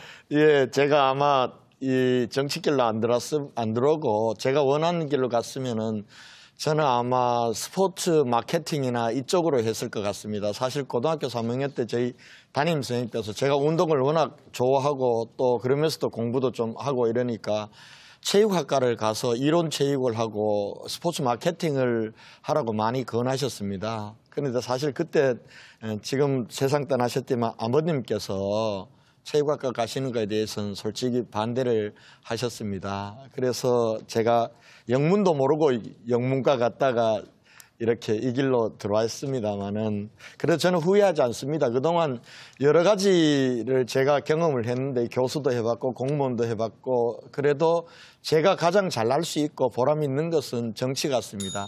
그러나 정치는 떠날 때 잘 떠나야 된다고 생각합니다. 언젠가 제 소임이 마무리됐다 싶으면 깨끗하게 일상으로 돌아가겠습니다. 네. 임대현 후보 차례인데요. 이제 한 장 남았습니다. 한 장 남았습니다. 네. 예. 어려운 질문인 것 같습니다. 아, 그랬습니까? 예. 대구시장이라는 직책이 아닌 예. 인간 내가 보는 나는 누구인지 설명해 주십시오가 질문입니다. 답변 부탁드립니다. 예, 대구시장이 아닌 저 인간 임대윤, 무척 감성이 많은 사람입니다. 그리고 영혼이 대단히 많습니다. 제가 얼굴은 좀 찐빵처럼 생겼습니다만은 마음이 대단히 부드럽습니다. 그래서 어릴 적부터 자원봉사 활동을 많이 했고요. 지금 또 아픈 사람들을 보면 제가 아픈 듯이 마음이 아픕니다. 저는 소록도 나은 자를 목욕까지 시키면서 봉사활동을 했습니다. 그래서 만약 정치인이 아니었으면 사회봉사 운동으로서 계속 그러한 삶을 살았을 겁니다. 하여튼 뭐 후배들은 저하고 한 30년 가까이 사귄 후배들이 여러 명이 있습니다. 하여튼 제가 여러 사람들에게 좀 소통 영역이 있고 그다음 경청하고 그러니까 함께 올려놓는 것을 대단히 좋아합니다. 네. 권영진 후보 답변하시겠습니까? 네. 뭐 저는 사실은 눈물이 많은 사람이고요. 요즘도 이제 드라마 보다가 눈물 이제 줄줄 흘리는데 그러면은 우리 작은 녀석이 저는 지금은 군에 가 있습니다만은 옆에 있을 때는 엄마 아빠 또 운다 이렇게 할 정도였습니다. 그러나 또 제가 해야 될 일과 관련해서는 또 굳은 결심이 서면은 반드시 해내고 마는 그런 이 성격의 소유자다 이렇게 생각을 합니다. 네. 네. 다음은 김형기 후보 답변하시겠습니까? 예, 저는 막걸리를 좋아합니다. 왜냐하면 이 막걸리는 소주와 맥주와 달리 그 지역별로 이게 각 지역별로 생산되거든요. 그래서 한 병 사 마시면 그래도 돈이 그 지역에 떨어진다. 제가 경제학자로서 또 지방분권 주장자로서 가능하면 이 지역에 돈이 떨어지도 한 그런 이제 소비를 해야 되겠다는 생각에서 막걸리, 물론 막걸리 자체도 좋아하지만요. 그런 생각하고 그다음 사실은 좀 소탈하게 좀 인간적으로 우리가 같이 한번 살자. 뭐 좀 이렇게 뭐랄까요, 좀 갈등보다는 좀 이렇게 화해해서 살자 하는 이런 이제 점에서 저는 조금 로맨티스트라는 평을 받아왔습니다. 근데 저는 동시에 경제학자로서는 굉장히 리얼리스트가 돼야 된다 이렇게 생각해서 이 사이에서 로맨티스트와 리얼리스트 사이에서 계속 갈등해 왔습니다. 그러니까 좀 낭만주의와 현실주의 사이에 갈등해 오면서 어떻게 보면 이것도 저것도 아닌 약간 경계 속에 살아왔다는 생각을 하고 있습니다. 네. 답변 잘 들었습니다. 다리들 아프시죠? 좀 조금만 더 힘을 내시고요. 이번에 두 번째 주도권 토론으로 들어가겠습니다. 앞서 주도권 토론과 방식은 동일합니다. 이번에는 앞에 순서가 조금 짧았다고 느껴져서 5분의 시간을 한 후보에게 그대로 드리겠습니다. 30초 전에 벨이 한 번 울리고 시간이 다 되면 두 번 울리고 사회자가 그 토론을 종료하겠습니다. 이번은 진행 순서에 따라서 김형기 후보부터 시작하시겠습니다. 어떤 후보 지목하시겠습니까? 예, 권영진 후보께 질문드립니다. 권 후보께서 예비 후보 사퇴 후에 대구시장에 복귀하시면서 대구시 전체 공무원에게 엄격한 선거 중립을 직접 강조하신 적이 있습니다. 그렇습니까? 네, 그렇습니다. 예. 그러시고 난 뒤에 선거법 위반을 하셨어요. 정말 네. 중대한 위반을 하셨는데 이런 걸 어떻게 봐야 될지 우선 질문드리고 싶고 그다음에 이제 권 후보께서 이 지금 선거법 위반을 지금 그동안 몇 차례 토론해서 사소하다, 문제 없다고 계속 강변하세요. 전혀 반성하는 자세가 아닙니다. 계속 변명과 궤변으로 일관을 하고 있는데 이 중대한 사안을 이렇게 했다가 유권자들이 이런 상황에서 지금 권 후보가 만약 당선되더라도 결국 검찰에 기소가 되면 시장으로서 정상적으로 직무를 수행이 어렵게 될 뿐만 아니라 만약 당선 무효가 된다면 이 엄청난 혼란이 옵니다. 이게. 이 혼란에 대해서 과연 깊이 생각해 보셨는지 이 점이 참 저는 문제라고 보거든요. 그래서 저는 그동안 토론을 보면서 너무 가볍게 생각한다. 이거 자칫 우리가 시민을 우롱한 게 아니냐, 유권자를 우롱이 아니냐 이런 생각을 하거든요. 이 문제에 관해서 우선 좀 답변 듣고 싶습니다. 이 질문은 토론 때마다 하셨습니다. 그죠? 그리고 제가 사실은 어떤 경우든가 어떻든지 간에 현직 시장이 이렇게 선거법 위반 시비에 올라 있는 거는 시민들께도 정말 죄송하고 또 우리 공무원들에게도 정말 미안한 일입니다. 그러나 제가 예비 후보에 있다가 예비 후보를 사퇴하고 현직 시장으로 돌아간 사이에 법 적용이 달라지는 걸 제가 잠깐 착각하고 그렇게 선거법 위반 시비에 들어갔습니다. 그런데 저는 이 문제와 관련해서 반성 안 한다는 게 아닙니다. 그런데 이제 김영기 후보님이나 두 분 후보님께서 물론 걱정이 되시니까 그렇겠지만은 자꾸 이제 기소되면은 당선되더라도 시장 일 못한다 그러시고 또 재판에서 또 시장직을 박탈하는 형이 나올 거다 이렇게 이제 과장을 하시니까 제가 검찰에 기소되더라도 지금 검찰이 지금 기소할지 안 할지 모르거든요. 그렇더라도 저는 이게 잠깐요.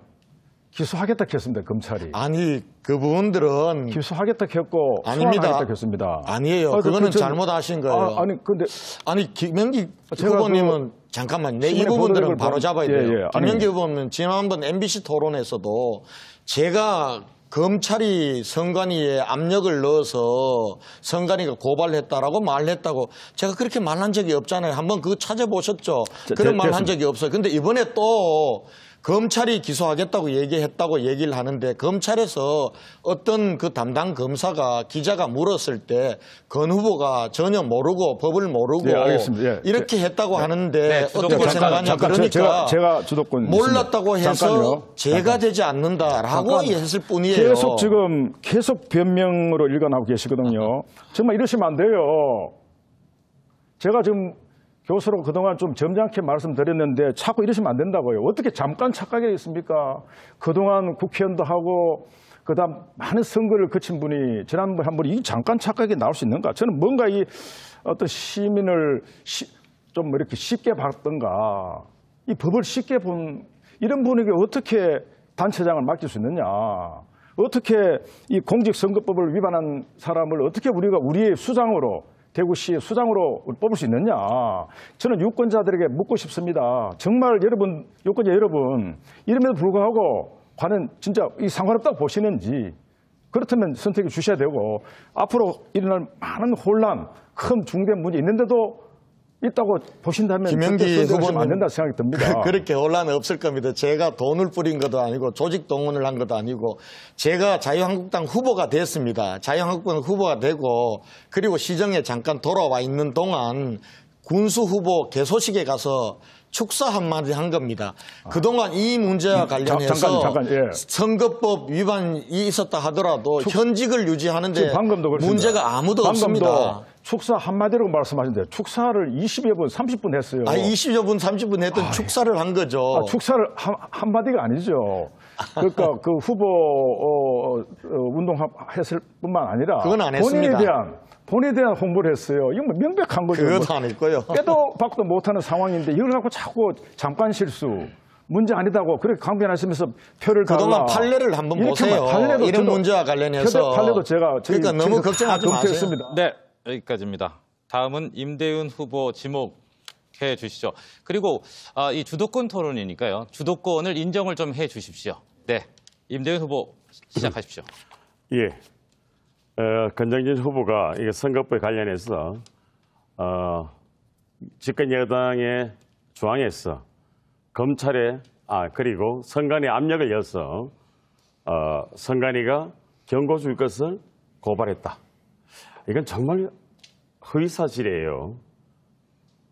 자유한국당이 집권할 때는 그것이 가능했을지 몰라요. 그런데 저희들은 절대로 그런 압력 넣지 않습니다. 두 분의 어떤 논의 속에서 지난번에 그랬어요. 우리 김행기 후보가 이 재선거가 될 때 돈이 얼마 드는 거 아느냐. 대구시장 재선거. 물론 재선거 안 될 만큼 제가 건접해서 지금 선전하고 있습니다만은 본인 스스로 좀 웃을 일이 아니고요. 본인 스스로 정말 사과하는 마음이 필요해요. 오늘 음성군에서 공무원들이 잘 아는 도의원이 선거에 군수선거 나가는데 지원하다가 구속됐어요. 후보기 때문에 그런 일은 없기를 바랍니다만은 엄중한 문제입니다. 이 엄중한 문제를 계속 회피해서는 안 된다는 생각을 드립니다. 두 번째로 대구공항이 군의 의성으로 통합했을 때 그 후보는 끊임없이 어마어마한 민간공항, 국제관문공항이 된다고 말씀하시는데요. 그 공항의 활주로 길이를 아십니까? 그 공항의 민간공항, 군의 의성 공항이 차지할 전체 면적은 3%가 채되지 않습니다. 다시 말씀드리면 군사공항의 부속 작은 건물 3%가 안 되는 건물이에요. 자, 그럼에도 불구하고 자유한국당의 홍 대표도 거부하고 모든 사람들이 안 된다는 것을 7조 몇천원 대구 시민의 1년 예산과 비슷한 돈을 공론화위원회 한번 열지 않고 혼자 계속 고집을 피우는데 저는 정말 이해가 안 돼요. 다른 모든 점에서 훌륭한 분입니다. 조금 답할까요? 답해 주세요. 답할까요? 예. 우선 임대인 후보님은 군공항 이전, 통합공항 이전에 대해서 기본적인 이해가 부족해서 이런 얘기가 나오는 거예요. 지금 됐습니다. 기본적인 인식이 부족이라고 답하는 후보에게 더 이상 제가 답변을 드리지 않겠습니다. 그래요? 예.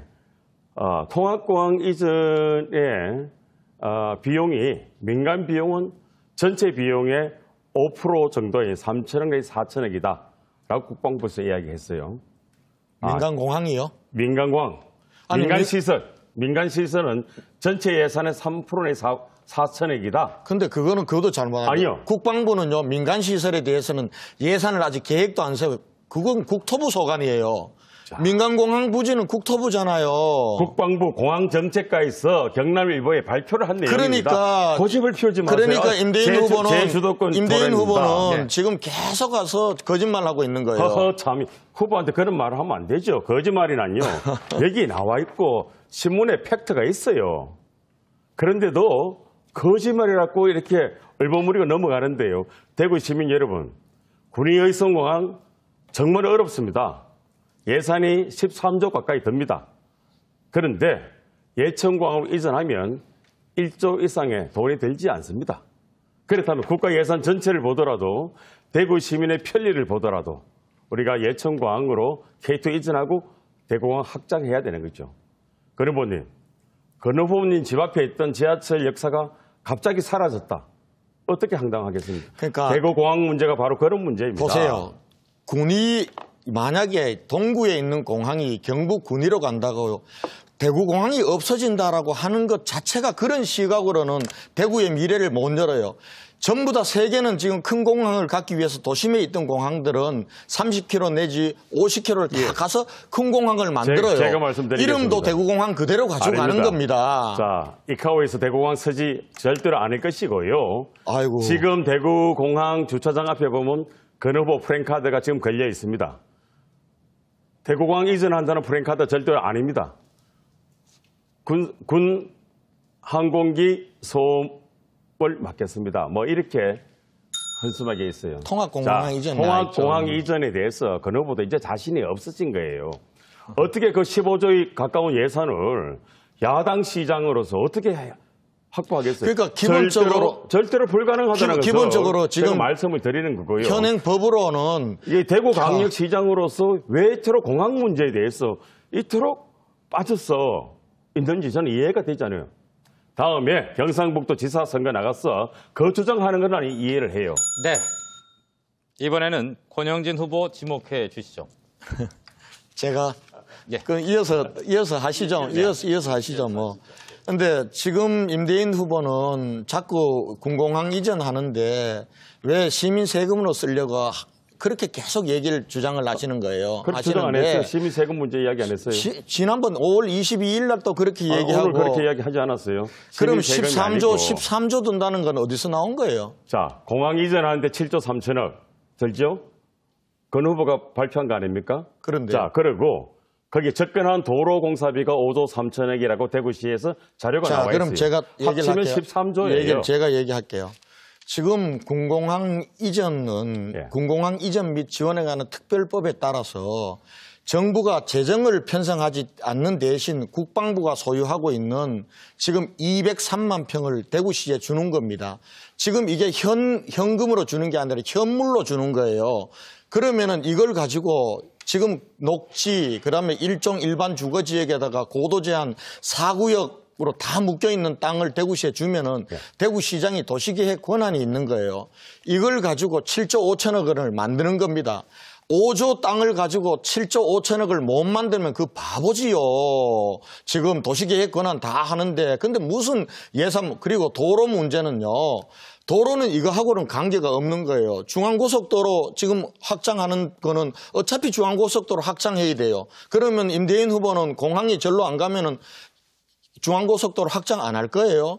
지금 그리고 우리 군위로 넘어가는 803 터널은 뚫렸단 말이에요. 조야에서 동면까지 가는 광역도로는 어차피 또 놓아놔야 되는 거예요. 이거 공항하고는 또 관계없는 예산이에요. 이런 부분들까지 다 합쳐가지고 예산이 어떻게 배치되는지도 모르고 이걸 3조, 13조라고 얘기하는 걸 보면서 제가 참 답답하다는 생각을 금할 길이 없고요. 제가 하나 여쭤볼게요. 여쭤보세요. 한번 다시 생각해 보시고요. 지금 예천으로 옮긴다고 그랬는데 예천으로 옮긴 방법 중에 예천 주민들에게 뭔가 획기적인 걸 돈을 주든지 주서 받도록 만든다는 거 아닙니까? 그죠? 그러면은 지금 현재 군공항과 통합 이전을 하는데 주민들에게 지원하는 게 지금 대구 같은 경우는 3천억이 편성이 돼 있어요. 지금 수원은 5천억이에요. 근데 군공항만 가면은 더 많이 그 지역에 줘야 되지 않겠어요? 지금 통합해서 가는데도 이게 작다 그러니까 얼마쯤 예천에 줄 생각이에요? 제가 말씀드리겠습니다. 자, 건 후보님. 얼마쯤? 지금 당시에 건 후보께서 예천에 지원금을 3천억 준다 하니까 예천에 3천억 준다는 게 아니라 경북정책개발원에서 5천억 정도는 필요할 것이다. 5천억 정도 주실라 그래요? 아니요. 그럼요. 그것조차도 국토부와 국방부의 문제입니다. 중앙정부의 문제지. 대구에 민간공항을 갖는 것에 왜 대구 시민의 세금을 해야 되죠? 그만하십시오. 그러니까 군공항을 옮기는데 예천을 그러면은 이 임대인 후보는 절대 군공항만 못 옮기는 거예요.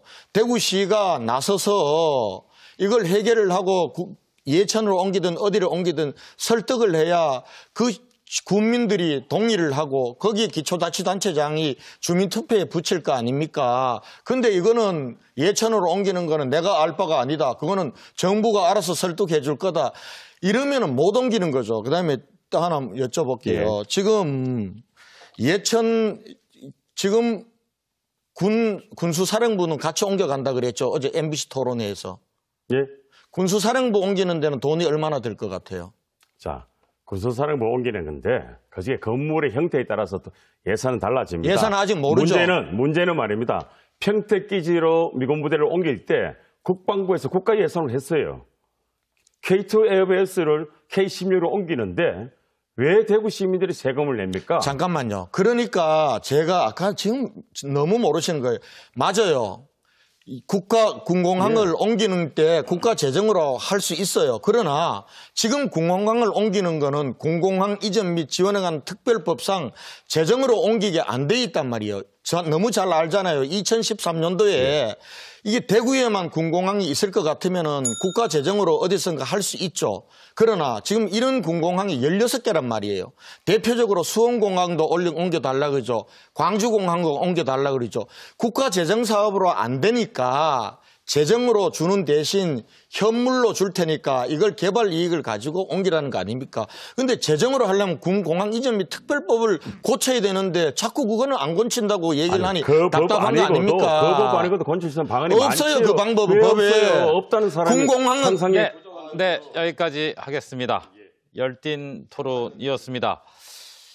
네, 이제 마음을 좀 진정시키시고요. 자, 이제 공통 질문을 하나 드릴 테니까요. 답을 부탁드립니다. 현재 대구의 근로자 임금이 전국 최저 수준인 반면에 집값은 수성구를 중심으로 고공행진을 하고 있죠. 후보들은 이 현상을 어떻게 보고 있고 또 향후 정책 방향을 듣고자 합니다. 임대윤 후보부터 시작해 주시죠. 예, 대구시의 균형 발전의 문제와 집값 안정 문제가 중첩되어 있는 문제인 것 같아요. 수성구 집값이 높은 것은 학군 문제가 가장 중요합니다. 그래서 수성구와 같은 학교 시설, 공부할 수 있는 시설을 좀 대구시 여러 곳에 좀 평준화시키는 지역 균형 발전이 상당히 필요하죠. 예를 들어서 서대구 KTX 역사와 그 주변을 복합 도시화해서 그 지역을 문화시설, 교통시설의 인프라를 확충하고 좋은 고등학교를 이전 유치한다면 충분히 대구 시내의 수성구의 집값 놓고 학력 평균 차이가 나는 것을 우리가 막을 수 있지 않느냐. 그런 측면에서 이 문제는 균형 발전 문제, 집값 안전 문제를 두 틀에서 함께 보면서 우리가 해결해야 될 문제인 것 같다는 생각을 드립니다. 학교 시설 문제, 교통시설 문제, 문화시설 문제. 이 세 가지 문제를 우리가 다른 지역과 수성구의 편차를 계속 줄일 수 있는 대구시정의 방향이 된다면 이런 언밸런스를 우리 해결할 수 있다고 생각합니다. 네. 다음은 권영진 후보 순서입니다. 네. 1인당 GRDP는 꼴찌다는 얘기는 좋은 기업이 없고 좋은 기업이 없다 보니까 근로자들의 평균이익이 낮다는 거 아니겠습니까? 그런데 수성구를 중심으로 해서 이 집값은 계속 뛰어요.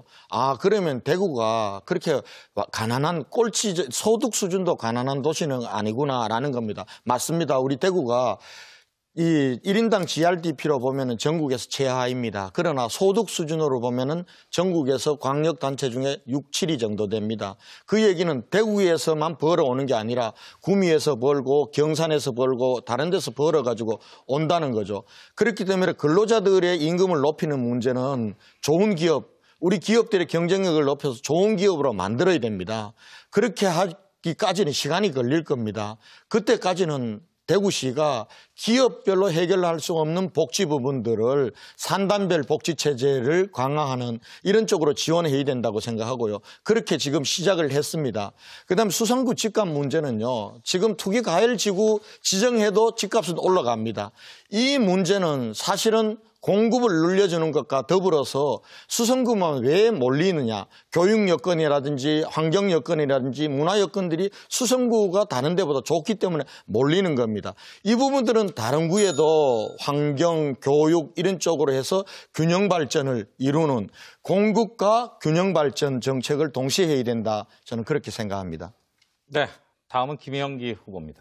예, 이것은 기본적으로 대구 경제의 그 산업 기반이 취약하고 특히 그 영세기업 중심의 중견기업이 아니라 아주 열악한 경영 조건을 가진 영세기업 중심이고 또 이 영세기업들이 하청, 재하청을 받으면서 결국은 대기업에 의해서 결국은 단가 인하를 받아가지고 아주 어려운 구조가 되었습니다. 그래서 이 한국 경제 전체 구조를 바꿔야 되는 것이 기본이지만은 저는 사실 이렇게 되도록 방치한 지난 30년간의 이 기득권 세력의 이 정치의 저는 근본 원인을 찾고 싶거든요. 그래서 저는 이렇게 생각합니다. 대구가 빈부격차가 정말 심합니다. 이 빈부격차를 해소해야 돼요. 양극화된 사회입니다. 이걸 해소하려면 무엇보다도 중산층, 대구의 중산층을 강화해야 되는데 그 중산층 강화의 핵심은 뭐냐? 중소기업을 강화해야 됩니다.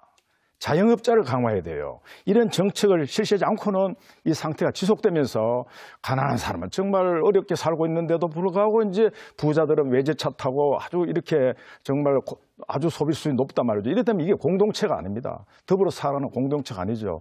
그래서 저는 앞으로 제가 대구시장이 되면 바로 이 대구의 중산층 복원, 중산층 강화 정책을 실시합니다. 그 핵심에 중소기업이 있고 중소기업을 발전시켜야 됩니다. 강화해야 됩니다. 그러기 위해서 제가 공약한 중소기업 멘토제를 통해서 중소기업의 혁신 역량을 강화하는 이것이 핵심 정책이다 이렇게 보고 있습니다. 네. 다음 세 번째 공통 질문으로 넘어가겠습니다. 현재 대구가 처한 상황에서 가장 절실한 리더십은 뭐라고 생각하십니까? 이유와 함께 설명을 부탁드리겠습니다. 권영진 후보부터 시작하겠습니다. 네, 아까 잠깐 말씀드린 것 같은데요. 정말 대구가 나갈 길에 대한 비전이 분명해야 됩니다. 그리고 그 비전을 이루기 위해서는 대구의 기존에 있던 부분들을 많이 혁신해야 됩니다. 산업 구조도 혁신하고 도시 공간 구조도 혁신하고 인프라도 혁신하고 그리고 우리들의 의식과 마인드도 혁신해야 됩니다. 혁신 마인드가 있는 혁신의 리더십이 저는 필요하다고 보고요. 그리고 지금 여러 가지 복합한 문제를 가지고 자고우면하고 손안에 있는 거 아깝게 생각하고 이렇게 해서 우물쭈물 하다가는 안 되는 문제입니다. 저는 통합신공항 같은 경우 문제는 저는 박정희 대통령식 리더십으로 해결될 문제라고 봅니다. 이게 민간공항은 두고 군공항만 옮기자는 것이 실현 가능한 대안이면은 같이 이 부분들을 가지고 여론 수렴도 하겠지만 아무도 책임질 수 없는 대안입니다. 그냥 이게 안 되면은 우리는 이렇게 낙후된 채로 계속 수십 년 동안 앞으로도 살아가야 되는 겁니다. 4차 산업혁명 시대에 대비하는 항공물류가 가능한 공항도 못 갖는 겁니다. 눈앞에 우리가 와 있는 겁니다, 지금. 이제 올 연말이면은 최종 부지가 선정됩니다. 빠르면은 1년 반 후에 설계 들어가서 착공되는데 여기서 우물쭈물을 하면 수십 년 동안 또 세월 다 보내면 이런 추진력이 있어야 되고요. 마지막으로는 따뜻한 가슴을 가지고 시민들과 현장 속에서 소통하는 그러한 능력, 이런 부분들이 대구시장에겐 중요한 덕목이다, 이렇게 생각하고 있습니다. 네, 다음 김형기 후보입니다. 제가 앞에서 말씀드렸듯이 대구 이대로 가면 안 됩니다. 점차 지금 그 나락으로 떨어지게 되어 있어요.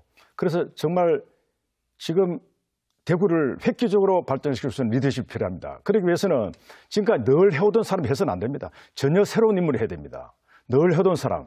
오히려 저같이 전혀 뭐 행정 모르는 것 같지만 혁신 능력, 상상력을 통해서 열정을 할 수 있는 그런 리더십이 새로운 사람이 들어와야 돼요. 그리고 정치 세력도 교체가 돼야 됩니다. 지금까지 기득권 세력 계속 그들만의 잔치를 벌리던 그런 집단 속에 있는 리더십은 안 됩니다. 그 개인이 아무리 뛰어나도 바로 그 전체가 그룹이 기득권 세력이면 아무리 출중해도 안 되거든요. 이 집단 리더십이 필요하다는 생각이 들고, 아까 우리 권영진 후보께서 박정희식 리더십이라고 말씀하셨는데 정말 뭔가를 잘못 짚고 계십니다. 박정희 리더십의 핵심은 독재가 있는 게 아니라 정말 멀리 바라본 능력입니다. 이것을 공항 문제에 적용한다면 어떻게 되느냐. 지금 부산에는 가덕도 신공항이라는 이 엄청난 프로젝트를 갖고 추진하고 있는데도 오늘 참 한심하고 참 답답한 것은 두 후보가 계속 통합이냐 분리지냐 이거 갖고 논쟁하고 있습니다. 야, 이건 정말 심각하다는 생각이 들어요. 이건 멀리 볼 수 없다. 박정희식 리더십이라면 저는 과감하게 제가 주장한 대로 남북권 밀양 신공항을 큰 프로젝트를 제기해서 이거를 시민적 열정을 모아서 추진하고 그다음에 이제 산업을 일으킬 수 있는 여러 가지 비전을 제시하면서. 네, 시간이 다 됐습니다. 다음은 임대윤 후보입니다. 예, 대구 경제 지도를 바꿀 수 있는 혁신적 리더십이 정말 필요합니다. 많은 주민들을 만나보십시오. 정말 못 살겠다, 바꾸자.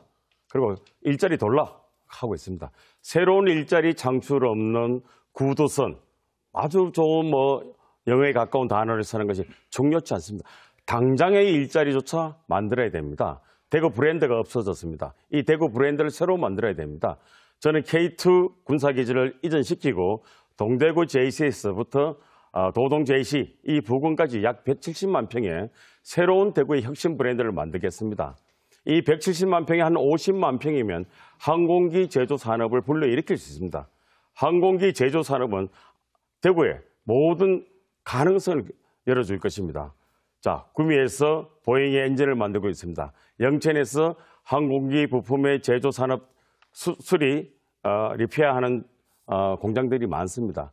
항공기 제조 산업에 대해서 2010년도에 이미 예비 타당성 조사가 통과되어서 1조 1,000억에 하는 돈이 기다리고 있습니다. 다만 외국의 우수 항공사와 합작가 된다면 충분히 항공기 산업을 만들 수 있다는 걸 말씀드리고요. 그리고 상상력이 필요합니다. 우리 사형산업이라고 말씀드린 포기한 섬유산업도 봉제산업만 다시 살린다면 대구 고패션, 하이패션 섬유산업의 도시로서 다시 나갈 수 있습니다. 오늘 마지막 토론에 닿기에 정말 치열한 토론이었던 것 같습니다. 이제 정말 마무리인데요. 마무리 발언을 저희가 생방송이기 때문에 40초만 드리도록 하겠습니다. 모두 발언 역순으로 권영진 후보부터 시작하겠습니다. 네, 사랑하는 시민 여러분, 토론 잘 지켜보셨습니까? 과연 누가 대구 문제에 대해서 진정성 있게 고민하고 알고 또 대구의 미래를 열어갈 대안과 정책을 제대로 준비했는지 이제 판단이 서셨습니까?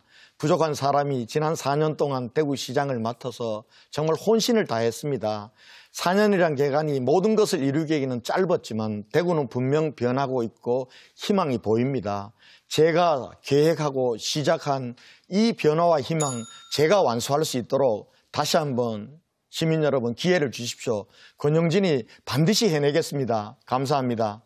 네, 다음 임대훈 후보입니다. 예, 사랑하는 대구 시민 여러분, 토론 잘 보셨습니까? 대구 변화의 마지막 기회입니다. 변화를 두려워하지 마십시다. 변화는 좋은 것입니다. 변화는 승리하는 것입니다. 변화는 미래를 무는 연입니다. 이제 대통령과 강력시장이 한 팀이 되어야 합니다. 권영진 시장, 지난 4년 전에 이렇게 말했습니다. 야당 시장은 외로운 고독한 섬에 불과하다. 야당 시장은 그 도시를 발전시킬 수 없다라고 말씀한 기억이 납니다. 이제 집권 여당의 시장으로서 많은 예산을 갖고 와서 대구를 실질적으로 먹이 살릴 수 있는 경제적 개혁을 해내는 시장이 되도록 하겠습니다. 네. 감사합니다. 김형기 후보입니다. 존경하는 대구 시민 여러분, 이번에 대구시장 못 바꾸면 대구에 미래가 없습니다. 희망이 없습니다. 반드시 바꿔야 됩니다. 부패하고 무능한 기득권 세력에게 더 이상 대구시를 맡겨서는 안 됩니다. 그렇다고 해서 안보관이 불안하고 경제정책에 실패하고 있는 정당에게 대구시장은 그 후보에게 대구시장을 맡길 수 없다고 생각합니다. 깨끗하고 유능하고 따뜻한 보수 세력에게 대구의 미래를 맡게 합니다.